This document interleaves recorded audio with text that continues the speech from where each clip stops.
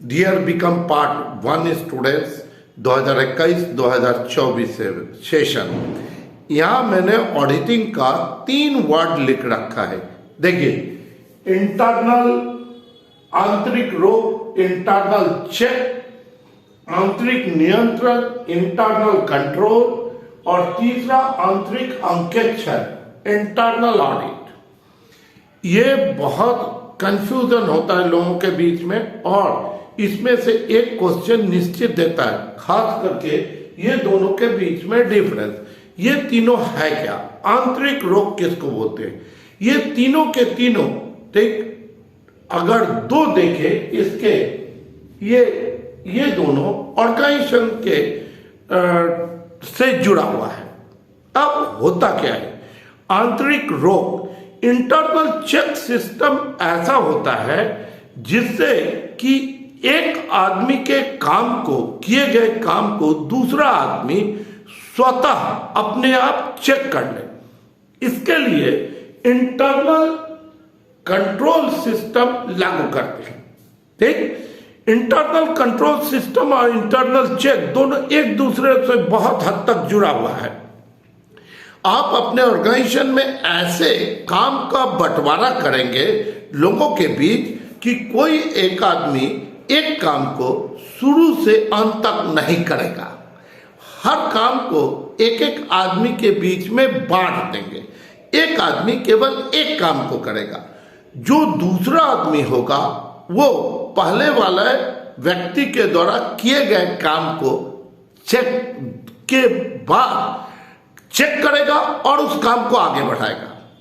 यानी पहले वाले का जब काम आगे बढ़ रहा है तो दूसरा वाला चेक भी कर रहा है और काम को आगे बढ़ा रहा है। अब तीसरा वाला दूसरे वाले के काम को चेक करेगा और काम आगे बढ़ाएगा। इससे क्या हो गया? इससे आंतरिक रोक से फायदा क्या हो गया? आंतरिक नियंत्रण से, जब एक आदमी एक काम को शुरू से अंत तक नहीं कर रहा है, इसका मतलब है घोटाला होने का चांस कम है। क्यों? क्योंकि एक आदमी छोटा सा काम कर रहा है, तो जब तक सब आदमी एक दूसरे के साथ मिल नहीं जाता है तब तक कोई षड्यंत्र नहीं हो सकता है, फ्रॉड नहीं हो सकता है। ठीक, प्लस इससे और एक फायदा है कि अगर कोई गलती रह गई पहले वाले से तो ऑटोमेटिक दूसरा वाला उसको चेक कर ले रहा है। ठीक, दूसरे वाले से कोई गलती रह गई, तीसरा वाला चेक कर ले रहा है, तो इसलिए गलती की भी संभावना नहीं रह जाती है। अब आइए तीसरा, इंटरनल ऑडिट क्या है?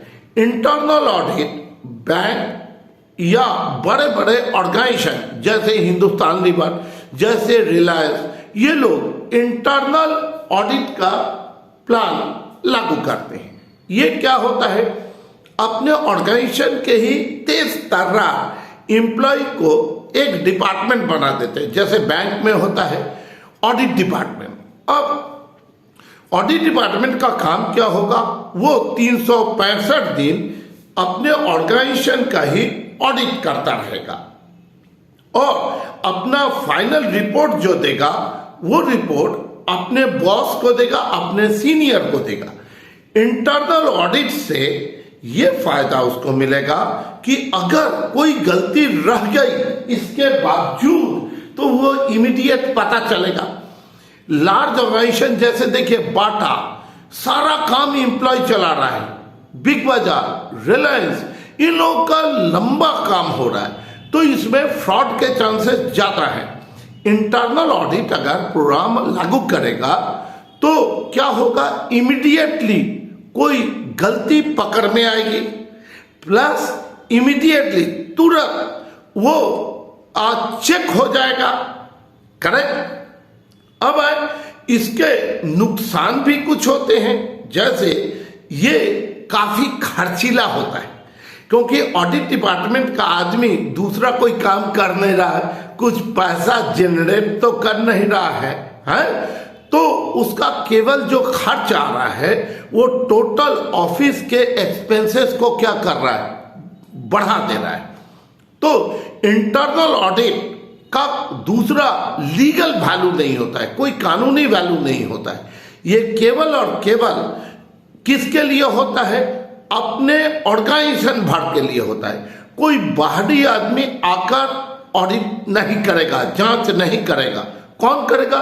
एम्प्लॉय ही ऑर्गेनाइजेशन का, एम्प्लॉय ही ऑर्गेनाइजेशन का चेक करेगा। इससे ठीक है, ये भी संभावना बनी रहती है कि कहीं एम्प्लॉय एक दूसरे के साथ मिल गया, ये भी तो संभव है, हालांकि यह होता नहीं है। ये केवल बड़े ऑर्गेनाइजेशन के लिए फायदेजनक है, छोटे के लिए नहीं। Thank you.